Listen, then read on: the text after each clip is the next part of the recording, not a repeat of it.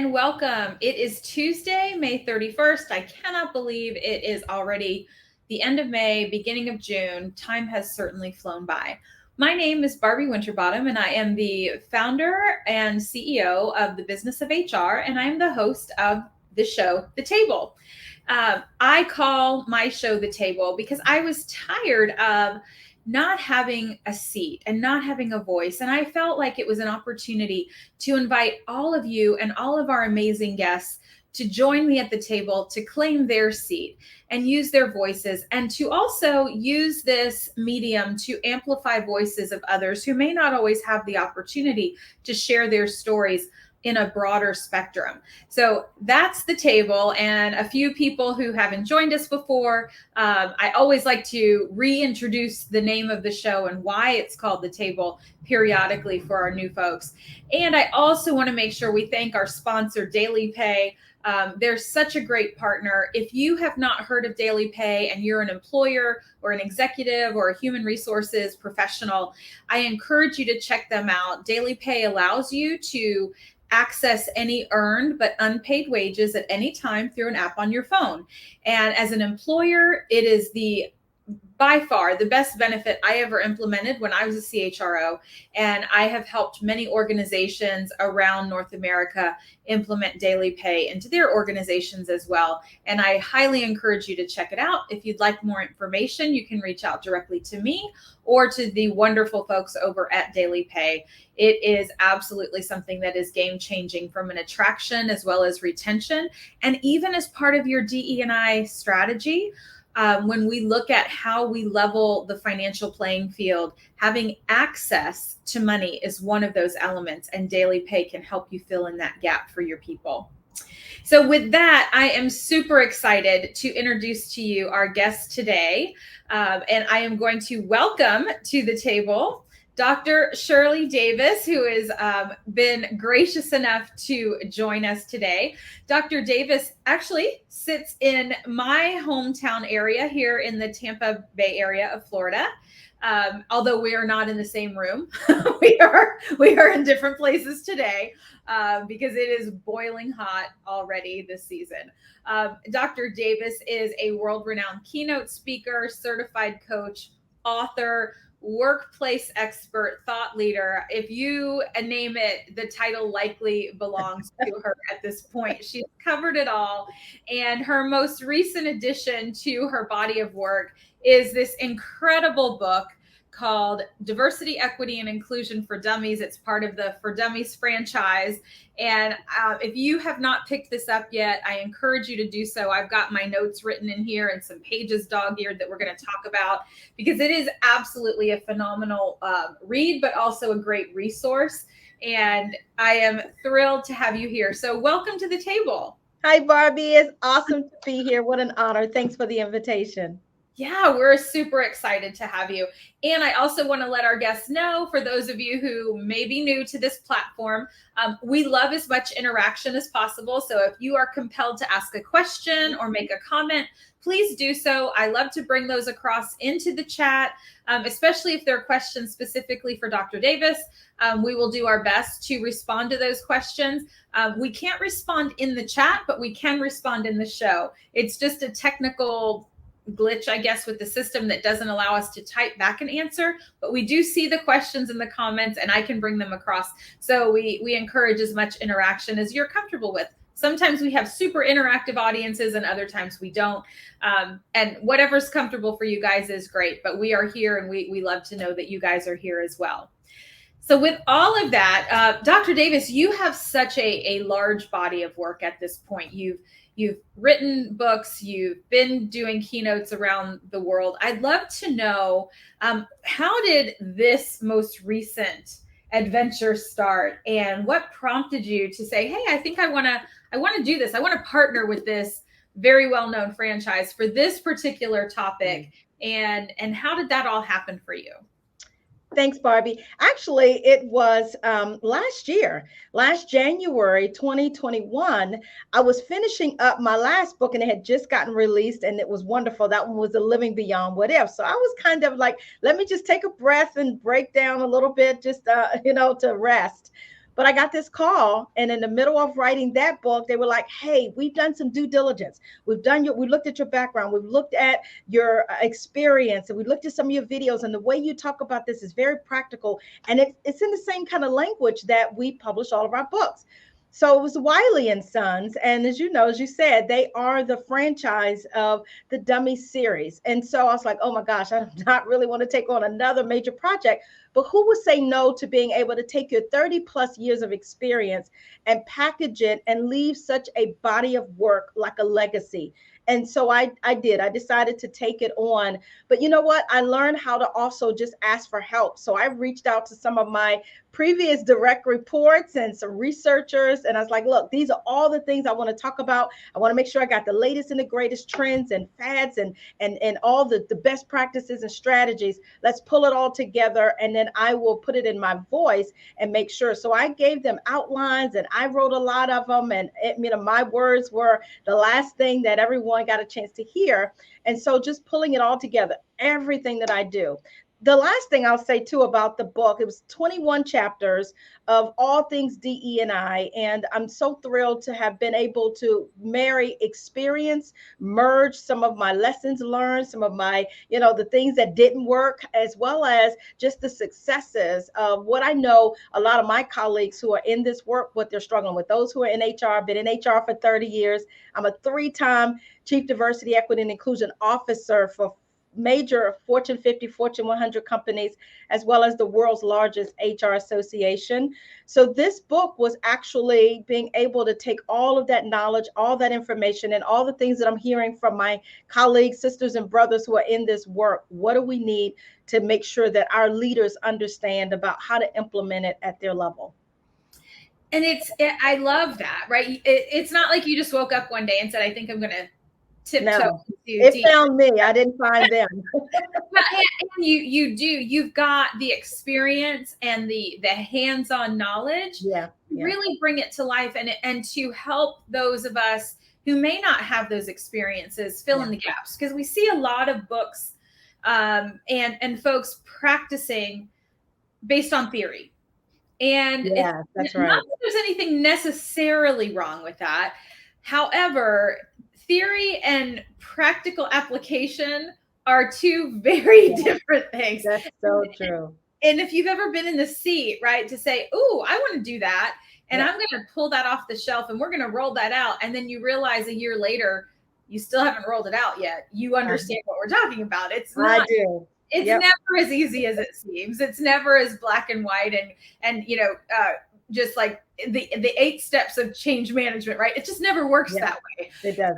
So, and I love how you've broken it down into kind of meaningful bite-sized chunks for people, but also, like you said, the things that didn't work, and to highlight some of those things of, you might think this, but in reality, you may consider it this way. This may not work.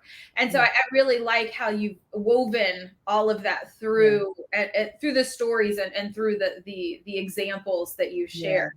That was the point, Barbie, is when I was approached with it from Wiley and Sons, it was a couple of things. One is, we want this to be conversational. We want this to be practical. We want this to be applicable to what people are doing every day. The second thing was, they said, I don't want you to write this for your chief diversity officer friends and colleagues. If they use it, that's great.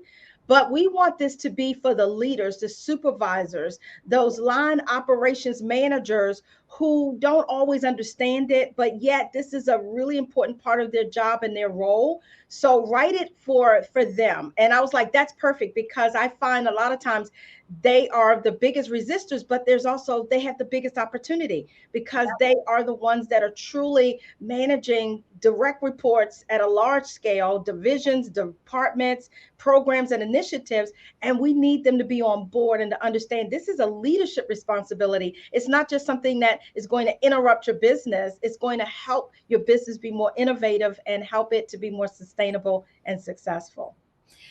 I could not agree with you more. And in a lot of the work I do, whether it's transformation or DE&I or all the you and I do a lot of very similar work. You're on a much bigger scale than I am these days, but that's okay. I'm okay with that.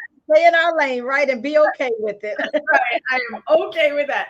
But one of the things I talk about pretty frequently is that we often focus on the very top, right? The C-suite, which is important. Don't let's not minimize that. Incredibly important that there's that alignment, support, and advocacy there. But what we often forget is it's that line level and that first leadership level. That's right. That absolutely will make or break the success of anything we do throughout an organization. They are typically the ones with the most direct reports, the most hands-on interaction with our customers, with the largest number of our employees. And yet that supervisor or first level manager level is typically the most neglected in an organization. Yeah. And we focus our development on directors and VPs. Nothing wrong with that. But when we miss the folks who are directly interacting with the people serving our customers, we're missing such an opportunity to help them. And it's also a growth path for them. But they're the ones in the weeds every day. And messages get so filtered and mistranslated often as they go down into the ranks, that to have that approach starting at the top and at the bottom and then go in, that's to be the best approach that I've seen work. And I love on page 107 of the book. I have it open right here. Okay. My little pencil. Okay. Big asterisk, right? The one thing that I think is probably one of the most important messages to send and biggest obstacles is what you have in the box at the very top, the very first bullet: prioritizing leaders' comfort at the expense of inclusion. That's right. Let me get into that. When we talk about this, so I work with organizations here in the U.S., well, globally, but primarily here in the U.S. When it comes to DE&I. And one of the biggest obstacles I face is that we want it to be different, but we don't really want to do anything differently. Right. We definitely don't want to upset anybody in this process. And we want to make sure that everybody feels super comfortable and that we're not upsetting anybody's like status quo or norm. Yeah. I have not yet figured out how to do that in work that's as important as diversity, equity, inclusion, and belonging. That's right. And you just called it right out, right? Why it will fail, or barriers, right? I think how you listed it, common barriers. That's right. How are you approaching that with the book, and how do you help folks understand that their comfort is not the first priority?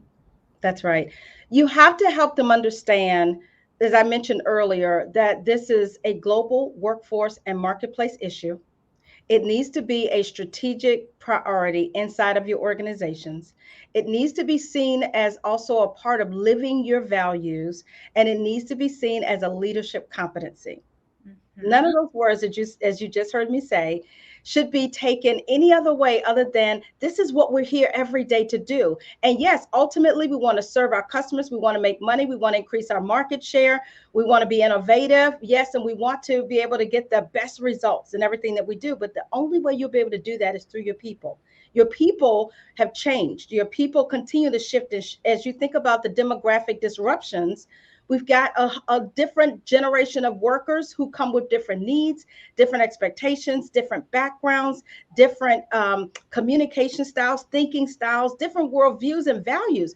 So as I put it in that context, it's important for them to recognize that if you want to be effective, if you want to get the best work out of your people, and if you want to leverage the gifts and the talents of all of your workers, and that you want to ensure that the organization can excel, then you got to ensure that the talent can. So you got to build the kind of workplace culture and be the kind of leader that brings out the best in us and that allows us to be able to thrive at every level in our career. And the decisions you make, the ways you treat people, the ways that you leverage and develop and coach them or not, can have a real impact there. So I position it that way, that these are the barriers that are in place that you can remove. You have control to get it out of the way. And a lot of times I say to them, them, get out of your own way. Because if you're not getting the kind of performance and the productivity and the ideas and the service to your clients and customers, it has everything to do with the way people are treated, the way they're perceived, and do they have the right kind of tools, resources, and support to be able to do that. I could not agree with you more. And what I love about how you're positioning it is, and what you said was making it a leadership competency. That's right. I'd love to dive into that a little bit more so that as folks who are watching today live, or maybe watch it later via, our YouTube channel, I want them to walk away. Not only do I want them to go and buy the book, because this is all there for them, and it gives them kind of an outline to use as a guide, but also some nuggets just from our conversation. How do you build in DE&I as a leadership competency? Yeah, so that's a great point. And so I work with a lot of organizations around the world, actually, to build it into their, for example, values.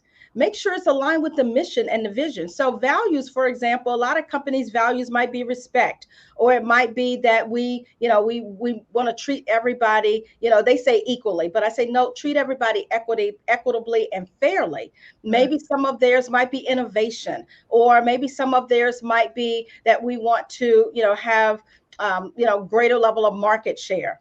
Whatever the mission might be, or whatever the values might be, you can tie that back to diversity, equity, and inclusion, because you can't achieve those things, again, without the people. And you've got to live that in a certain way, treat people with a certain behavior, with a certain mindset and a certain attitude that helps them to really be able to see the values being lived out loud, which is important. Live the values out loud. The other thing too is I encourage accountability.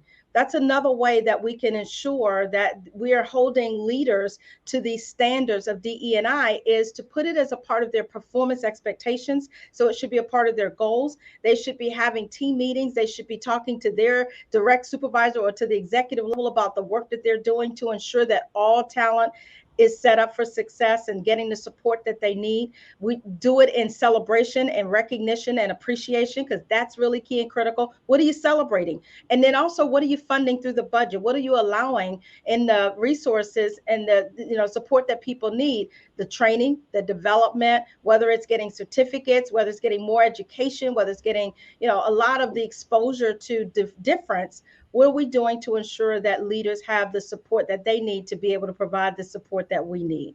So that's how you start to build it in. You talk about it, you incorporate it into the organization's DNA, make it a part of your values, your mission, your vision, and then the accountability systems have to be built in. Mm-hmm. And I think to take that and say, what does that look like from a competency perspective? Mm-hmm. It's helping folks understand that means going all the way upstream, right? Because it's a through line. D&I or DE&I or DNIB, whatever your organization calls it. It's not something that you pull off the shelf and say, we're going to do DE&I today. That's right. It has to be a through line through the entire employee life cycle, from totally embedded, exit, right? Mm-hmm. And so where I do a lot of coaching and a lot of work is in the talent acquisition space, and how do we build these thoughts and ideas and concepts into that process. And one of the recommendations is, when you're looking at not only who you're attracting, that's right, you can attract diverse talent, mm-hmm. but if you're not advocating for it once they're in your pipeline, you're not presenting them like with intention to say, here's the slate of candidates we're presenting to you. That's right. Of 10 candidates, half are women, X% are African-American, X% are this. And it doesn't work out to the number each and every time. We know that. That's just right. Not reasonable to expect. But when you look at it in retrospect, and then you use that data for predictive purposes, you should have the ability to say, we by intention presented as diverse a slate of candidates we could, which involves folks who have neurodiversity challenges, who have all different, like, it's not just one thing, right? It's not just black and white. It's not Asian and Hispanic and gay and straight and it's all the things. And it's the way we think, and what does innovation mean to us, and what are our experiences that we've had, and how does that inform what we do? So helping folks at the TA level understand how to incorporate these concepts and what this means is incredibly important. And then the next step, and I'd love to know your thoughts, is it's great to attract them. Now we've advocated for them. Now we've offered them a job. Then what happens? That's right. And if we don't have and hold space and create safety and processes and infrastructures to allow these folks to thrive, then all that work is going to, one, go to waste. And we're going to be missing out on the talent that we really need, right? Because they're going to churn right out. Absolutely. If we have that safe space. So how do you take all of this, right? When we're talking about like orientation, onboarding, creating that safe space, and then again, embedding that into those elements. That's right. What are some of your thoughts on that for folks? So great points though, Barbie, because you're right. With the sourcing and the recruiting piece of it, you hit on one aspect of it, but we have to ensure that diversity, equity, and inclusion and belonging is built into every fabric of the employee life cycle and the employee experience. Even in the sourcing piece that you were hitting on some of those key points about building the pipeline and making sure we're advocating for them. But that also is, for example, I like to ensure that we're training leaders and hiring managers on their own biases, right? So unconscious biases are very important for you to become more aware, and how sometimes even job descriptions are not as inclusive. The language could be gender coded, right? To where we say we want more women, but it may be male dominated in the ways that it is written. So even that needs to be addressed.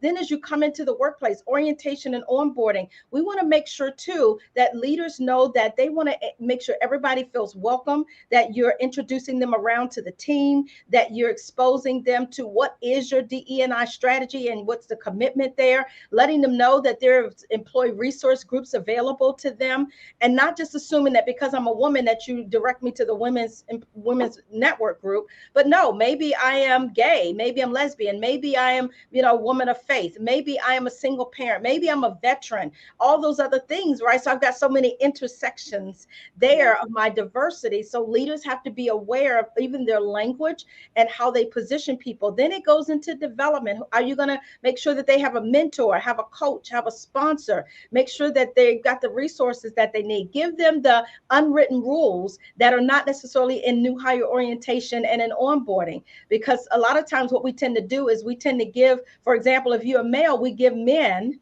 right, the unwritten rules, but we don't always tell the people of color, we don't always tell the women or other people who are not like us what those unwritten rules are. How do you show up in meetings, making sure that people are at a meeting and their voices are heard. So you talk about the seat at the table. Who's at the table? As a leader, we want to make sure that talent you brought in with all their gifts and strengths and qualifications, leverage them, have them at the table, let their voices matter, invite them, their opinions and their perspectives, even if they aren't something that you agree to, right? There may be an opposing opinion, but that's called diversity of thought, and there's value in that. And then making sure when you're doing performance reviews, are you ensuring that they are fair, that the feedback and the coaching is consistent, that it's not only when I'm having a end of the year review, but have I ensured that I'm developing the skills and the talents inside of you to make sure you've got a fair shake? Am I promoting you as you need to and not promoting all the people who look like me? I could go on and on and on, right?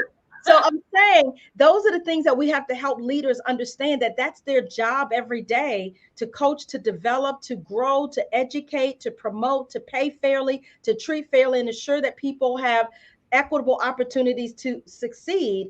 Those things right there are built into it, and they should be, like you said, interwoven into everything we do.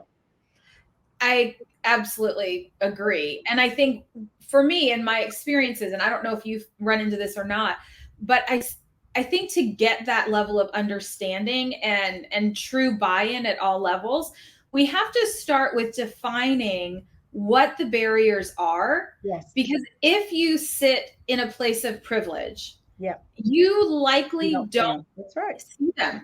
You've That's never experienced them. So That's right. Yeah, right. Nobody's blaming you at this point. You haven't had the exposure. But now that these conversations are happening, it is your responsibility to look into it. Right? I recognize I sit in a place of privilege because my skin is very white And I grew up in, what's considered middle class America. So I had access to things that other people don't have access to. I might not have had dessert and filet mignon every night, but I never went hungry. I wasn't worried about what am I going to eat for the weekend if I don't have school lunch. I wasn't worried about, do I have an address to put on a job application? I wasn't worried about the color of my skin defining who I am. And while I am gay, I hate to even say this, but I don't quote unquote look gay, right? People don't see that in me.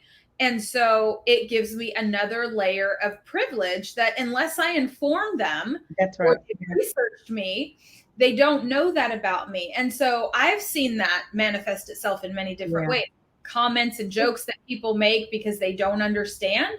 And then all of a sudden I make a comment about, that's inappropriate. That's hurtful. And they're shocked that I would say something like that. So I spend a lot of time defining what privilege actually means so that folks who have lived a privileged life can understand how they can then help others remove barriers.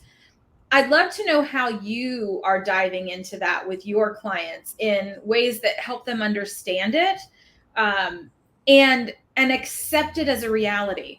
And that's where I think a lot of folks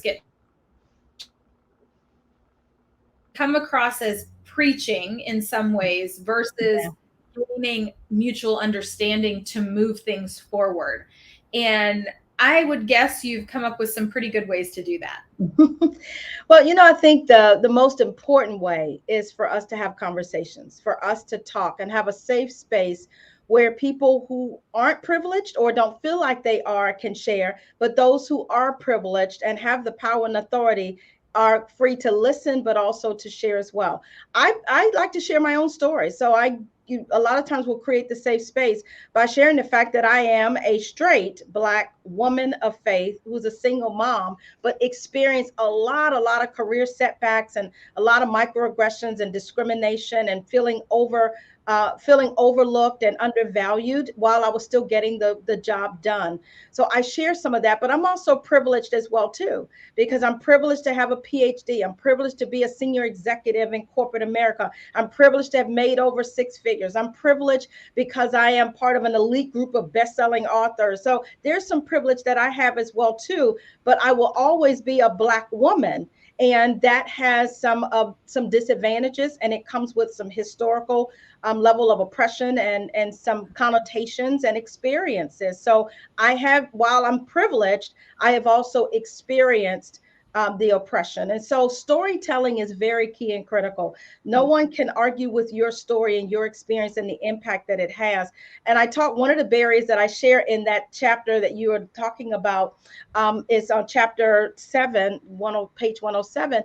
One of those barriers is that we have to understand that we all have biases and we all have stereotypes and prejudices. Those biases and prejudices are taught. We're not born prejudiced. We're not born with these biases. They are taught. So I have them go through exercises and talk through what was it that they heard and learned early on about difference. What were some of their first experiences about difference? Not only those of us who experienced it, but those who saw it and observed it, or those who were the culprits of some of those experiences, and have people talk about their backgrounds and how it's informed the way that they see the world today. I take them on personal learning journeys. I do assessments, cultural competence assessments to help them identify where they might fall. I even have them do the implicit association test so that they can identify some of their most pervasive and associations that can inform the ways that they make decisions and engage with other people or not, right? So there's a lot of fun activities I do. There's assessments I do. There's storytelling we do. There's listening sessions that we do. There's a lot of ways to get people talking about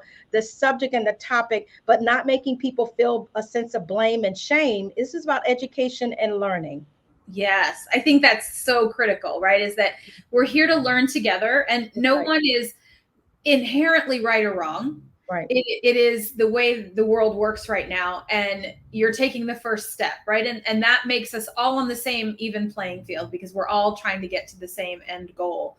And I love that the storytelling is huge. Although I will say, I have shared my story with certain folks, and have been told that that couldn't possibly be true. I'm like, I'm pretty sure I lived it. I know what's true and what isn't true in my own history, but okay. And so I think we also have to gain a resolve that simply because someone else doesn't accept our truth doesn't mean it's not real. Doesn't mean it's not worthy or have value. That is a reflection on them and not a reflection on you and your lived experience. But I've had to learn that because I've had people say, no, that's not real.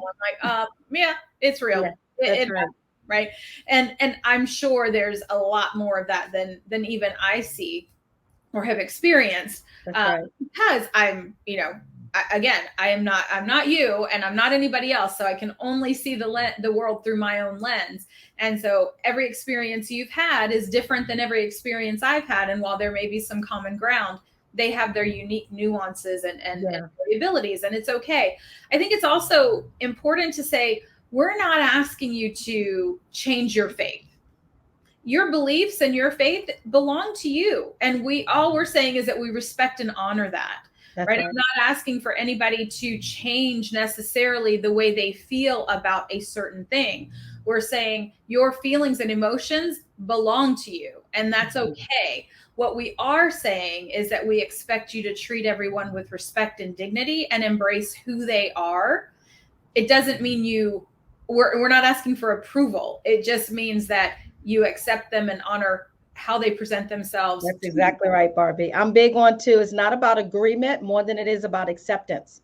And it is about it's about recognizing our humanity and recognizing that every faith that I know of still teaches about love and respect and acceptance. And even in my own faith as a Christian, I've had to evolve. I've had to evolve on certain stances about certain things and realize that, yes, my faith is about loving humanity. No one is perfect. No one is born, in a certain space and place where they are perfect, but we all have to accept our faults and accept our shortcomings and still be willing to cohabitate and live together and love each other in a way that still embraces that level of humanity and acceptance. And I wish we could get to that place more and more where we don't translate some of our beliefs or even some of the teachings that we might have grown up with that translate to hate, that translate to prejudice, that translate to, ignorance, as well as just not even wanting to engage in some of these conversations. And I have some people that have excused themselves because they don't want to change.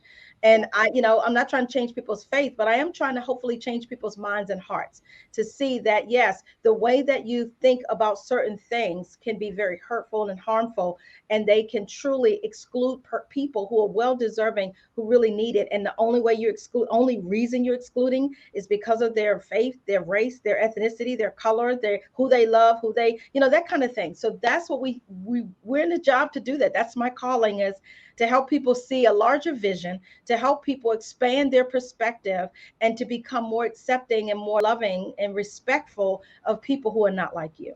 Oh, I love that. And we all need to take that lesson, right? No matter who we are, no matter what our faith is, or maybe you don't have any faith, maybe you don't subscribe to a faith. That's right. Again, we're not here to recruit. We are here to say that's okay. We accept you as you are, and everyone's belief systems and faith and nationalities, all these things, we can all coexist and celebrate our shared humanity. And I think we have, especially in the past, 8 to 10 years, I've seen it even worse, but we have weaponized certain elements of our lived experiences. Absolutely. And we've got to stop doing that. That's not what makes us so polarized. Yeah. It really does. And it manifests in so many really, really unhealthy ways, which leads me to your other thing that really jumped out at me. I have dog-eared here on page 158 when we talk about microaggressions and bias. Yes. Yeah. I have a lot of folks ask me, and I even ask these questions because I know what I've experienced from a microaggression perspective. Yes. And I share this pretty freely. I didn't always even know what it was. I didn't call it or identify that person's behavior as a microaggression. I just thought that was hurtful, or that was mean, or that was uninformed or rude or whatever Right. it was, but I Yeah. never considered it an aggression. But that phrase has been coined now, so now we recognize it and we call it a thing. And certain populations, I think, experience microaggressions in the workplace and in the world certainly more than other populations. Correct. Yeah. It's more acceptable, True. and I think more coded in some areas than others. Yeah. So for people like I was, and I think still am blind to some of it because it doesn't come at me. Uh, Mm-hmm. I would love to hear your perspective on examples of what is a microaggression. What does that look like? And then if you're in the same space as Yeah. someone on the receiving end, what can you do to advocate and help that person in that moment? Mm-hmm. Right. I've experienced a number of them, but you know what? I'm also guilty of having said and done things that I didn't realize was also insulting, insensitive, incendiary, illegal, right? Saying things that we've learned and that we've seen from, watching TV and that kind of thing that's always dramatized and fantasized, and it's not true. So, for example, some things that I've heard is, for me, being told as a Black woman that I was very articulate. Now, again, that comes from a place of having a lower expectation or a lower standard because of what you might know about being a Black female or even a person of color. Who's very, very educated, and you're wondering, and I attended Harvard. I went to their executive education program, and someone not believing that or wondering, how did you get into Harvard, right? How did you get into Harvard? Those kinds of questions, or even someone who may be speaking English very, very well, and they look Asian or they look like they're from another culture or country, being told that you speak English very, very well, when quite frankly they are born and raised here as an American citizen.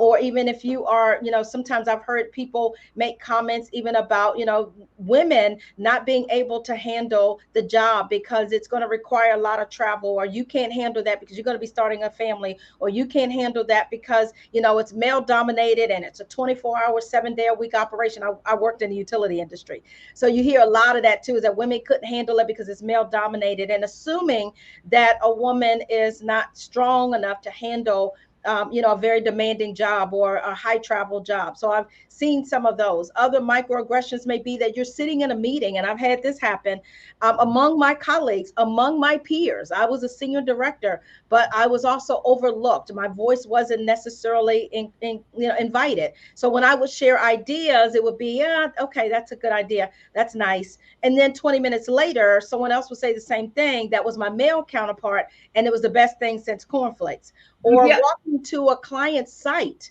These are just small slights. That's what a microaggression is. It's a slight, an insult, and it's from well-meaning people, but they don't realize that it is devaluing and demeaning to a person based on their color, their race, their gender, their age, or whatever.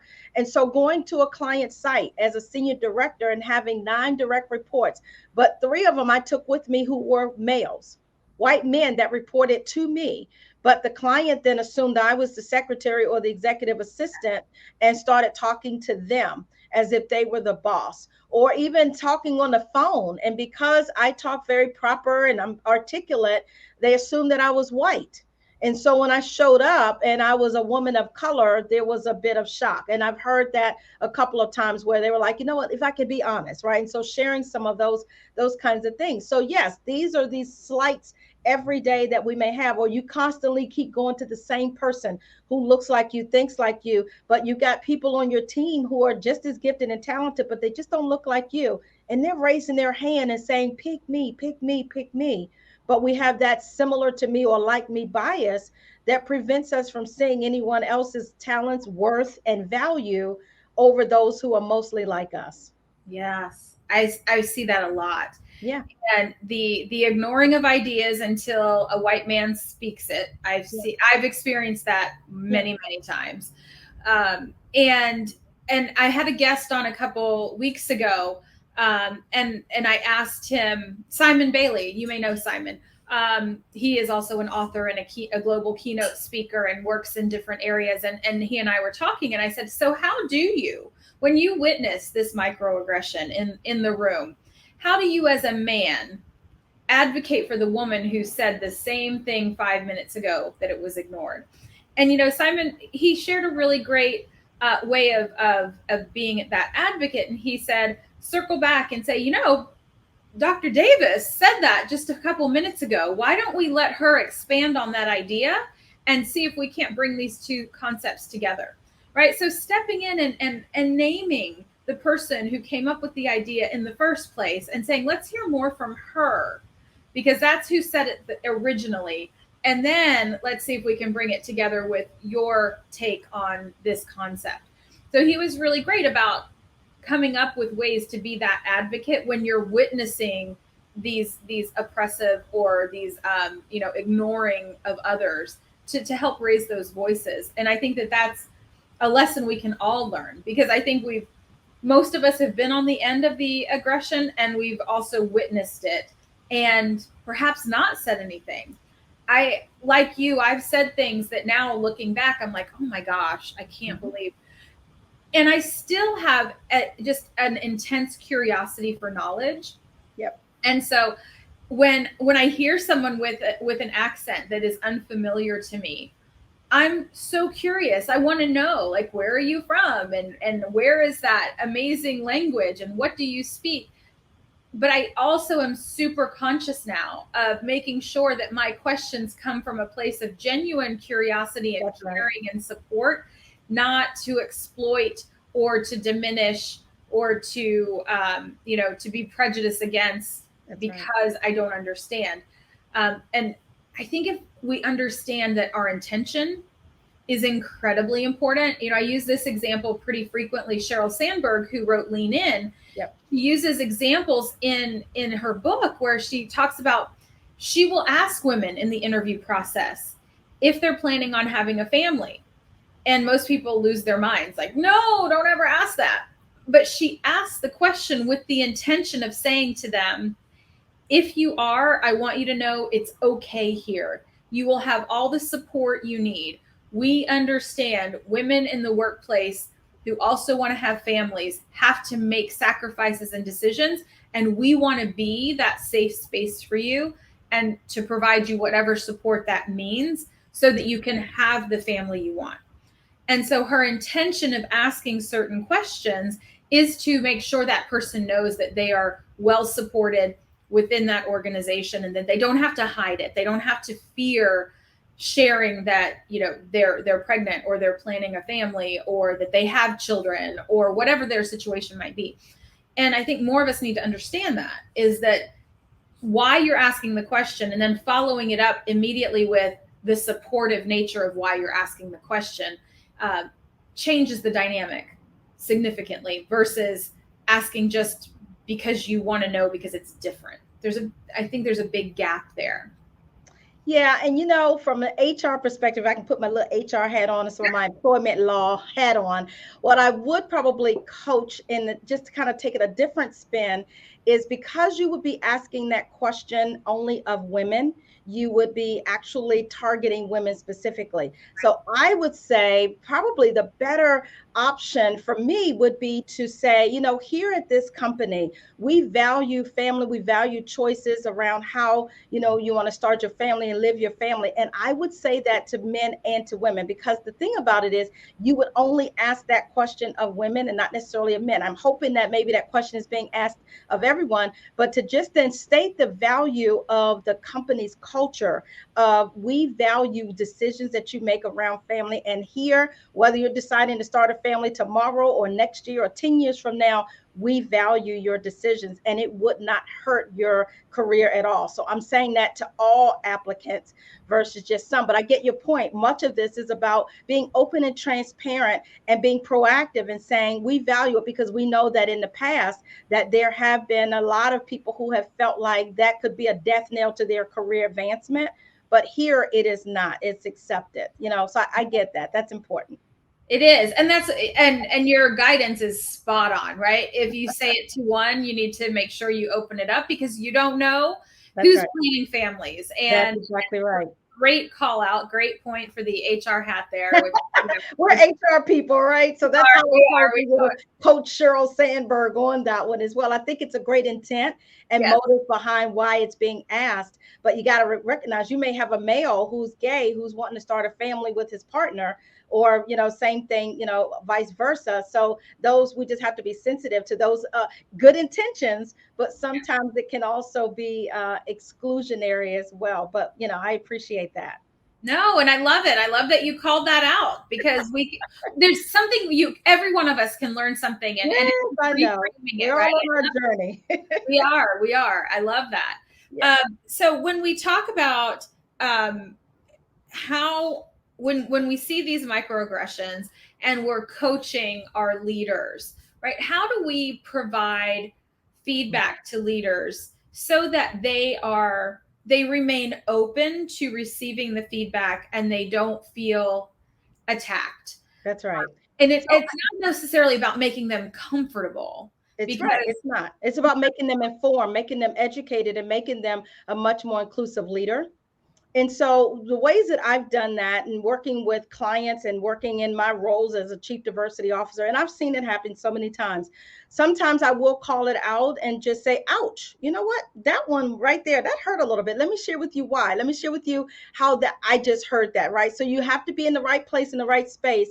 And you got to be that kind of leader that can speak up and share that without there being fear of repercussions, right? And you got to be well respected. That's one part of it. But the other part of it is too, is this has to be an education and a learning experience that's ongoing, so that when you do get into meetings, you can then recall the training that you've gotten. And hopefully everyone will have gotten that training. And I'm big on saying, hey, now use this training as a way to hold each other accountable and create that kind of safe space where you can hold the conversation about what just happened. Make it into a teachable moment. If it happens directly to the person, I always tell them to make sure that you are considering the source. And is it the right time? Maybe not now, but after that meeting is over, within a day, within 24 hours, you want to at least have a one-on-one conversation with them and say, hey, when we were in that meeting, here's what you said, and here's how it landed with me. And I just wanted to talk a little bit about that and how it affected me. And in the future, here's how I'd like to be approached. So it's not a blame and a shame. And it's not, I can't believe you said that stupid, dumb, stupid, and calling them names. But it is, I'm putting it back on me to say, here's how it landed with me. Here's how I felt. Here's the impact it had on me. Here's what I would prefer to have happen in the future. So you're calling out a course correction. That's helpful. But the other part about it too is, I think from the top level, they need to also be holding their leaders accountable for ensuring that the training that you've gotten on unconscious bias and microaggressions and psychological safety and inclusive leadership is that you need to make sure you live those every day. And part of that is we hold each other accountable. We talk about it when it happens. Sometimes I'll tell clients, throw a flag on the play, right? Just if you have white flags in the room, or if there is another method that you use to say, what was just said, let's address that real quick. If I can have 2 to 3 minutes, let's talk about that real quick. You've got to be willing to have those vulnerable moments and those times of learning and course correction. Otherwise, you are becoming a bystander and you are complicit in perpetuating that cycle of microaggression. That's so important, right? And to have the courage to do that. Dr. Brene Brown says you can have courage or you can have comfort. Yeah, you cannot have right. both, right? Absolutely. You got to push them out of their comfort zone and not let them be comfortable doing the things that are uncomfortable and insensitive. Right. Because the more that we do that, the more it becomes a habit for them. That's right. And they then start to identify it. And that ripple effect really does start to happen. Absolutely. We have to reinforce it and make that the expectation. Yes. So we could talk about all of this for days. I have a feeling, but we don't have days worth of time for the show. I know people are watching on their lunch hour or on their breaks. So I want to make sure that if anybody watching this today or in the future wants to reach out to Dr. Davis, check out her website, drshirleydavis.com. There's tons of amazing information on there. You can certainly reach out if you're looking for a keynote speaker, if you're looking for a consultant or a coach. there's just so many opportunities to interact and engage with Dr. Davis that just go to the website. You won't be sorry that you took a few minutes to go check it out. I've loved this conversation. Thank and you, your book is this book, all your books. This one is amazing. If you have a team of people who maybe you're just starting this journey, this is such a great baseline to start with. And there's some pretty evolved concepts in here, but the way you present them make it so approachable and so easy to absorb and implement. It doesn't feel like it's over there. And 5 years from now, when we've evolved, maybe we can step into some of that. It makes it manageable today. And that's what I think we need, is that actionable, tangible things that we can grab a hold of and say, okay, let's try this thing.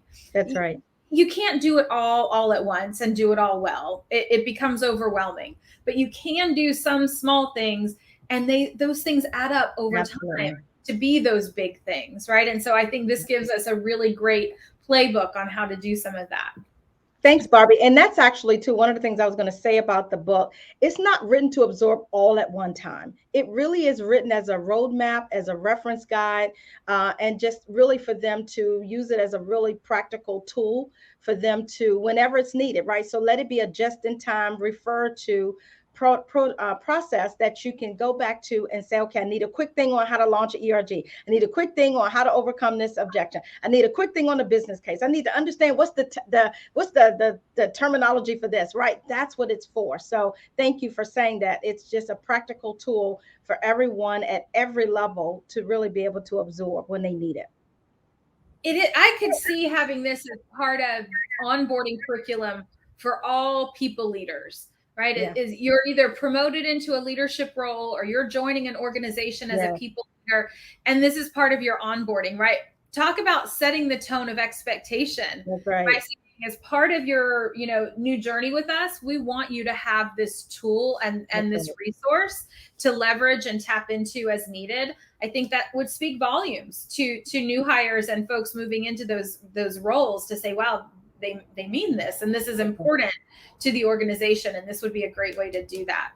So as we wrap up, I always like to ask people just some fun questions so that we can know a little bit more about you as a person outside of all these fabulous work things you do.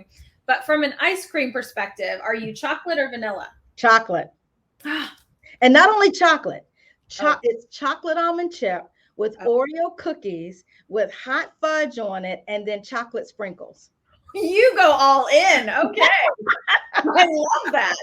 Now, do you make that at home or do you go somewhere? Okay. Yeah, I make it at home, but when I go to Cold Stones or someplace like that where they've got all the fixings, that's what I want is 2 scoops of chocolate ice cream, the chocolate shavings, put Oreo cookies on there, and put some hot fudge on there. But I can make it at home too. That sounds really good. I usually go down the vanilla route, but you got me on that one. Yeah, that's my not so guilty pleasure. That sounds delicious. Okay, beach or mountains? Oh my God, I moved to my happy place right here in Treasure Island by the beach. So I was a beach bum all weekend long. We had the 3-day holiday. Every day I was at the beach. So I'm doing what I'm creating. I lived the life that I created, and now I get to live it every day. That's amazing. I'm right there with you. I definitely am beach over mountains. We travel to the mountains a couple times a year, but the beach is the water is my happy place. Yes. For sure. Okay. And last question, other than your books, what book have you read the most often and or given away the most? Wow. So there's, I have a bestie. I call him my bestie. And he's one that I would recommend his book too, because he and I wrote our last book together from the same publisher, and they were both released about 2 months apart. Dr. Delatoro McNeil wrote a great book called Shift into a Higher Gear. That's one that I highly, highly recommend. And then my friend Tara J. Frank just published a book called The Waymakers. And I love, love, love that book too, because it's about leadership, which I'm really passionate about. And I know her, we work together. I have a lot of respect and admiration for her. But that book is all about how we can make a way for other people, ways at the table, ways at the, at the leadership and decision-making opportunities, and ways to just allow people to be recognized and visible. So those would be my 2. Wonderful. I love those recommendations. Yeah. And I always write them down, and then I end up ordering, every week I end up ordering new books, but that's great. So wonderful. Thank you so much. It has been a pleasure. Such an honor to have you. Hopefully you'll come back and join us, Would whether love to. you have something new to launch or just to chat with us whenever you're ready. You have such a body of work, and your approach is so accessible, which I think is what we need. The work we do is hard. The work we do is emotionally heavy. Yes, The work we do, it has a weight to it. Yeah. And to find a way to bring this work forward in a way that people can absorb it and wrap their arms around it and really move things forward, it takes a special gift to be able to do that. And I truly, truly appreciate that you're one of the few who I think has that gift of being able to make this really important work relatable and digestible for folks. So I thank you for that, because it makes my job easier, because I use your tools when I'm working with my clients often. I'm like, hey, have you looked at this? Did you see this? Let's look at it. Awesome. Love that. Absolutely. I'm all about working smarter. I don't need to recreate the wheel, right? There's a million brilliant people out there who have done such great work. So I'm going to tap into it, right? My gift is to tap into what everyone else has done and then make it make sense for that organization. Exactly. So, well, Barbie, happy Pride Month, happy Juneteenth month, and happy birthday to me month too. I was actually born on Juneteenth, born on Father's Day, right? So I'm excited. This is my birthday month, but happy Pride Month to you as well. Thank you. Thank you so much. And thank you everyone for watching today. And if you weren't able to watch it live, please check us out on our YouTube channel, The Business of HR. You can always share these links with your friends and your teams. I encourage HR professionals to use these sessions as learning opportunities for your HR business partners, because you can't send them to conferences every week. But the guests that we are fortunate enough to bring on this show, it's like a masterclass every single week. And so use it, right? It's free. Tap into it. Share out those links with your people and let them learn from these amazing experts like Dr. Davis. So thank you, everyone. Have a wonderful week. Stay safe out there, and we will see you next week. Bye-bye, everybody.